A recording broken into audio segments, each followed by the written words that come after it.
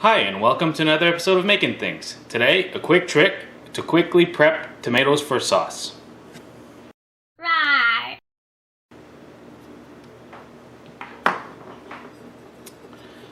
Normally, to remove the hard part, if you're going to boil the tomato whole and just blend it after that to make a sauce, take a knife and you painstakingly remove each core one at a time, or split the tomato in half. Make a mess everywhere, especially if you've got tray after tray as I do, and then just cut a quick V, but sometimes you can waste quite a bit of tomato with that.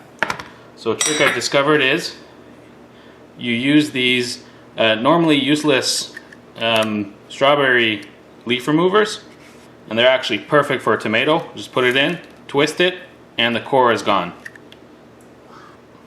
If this was helpful to you, please like, subscribe, have a good day.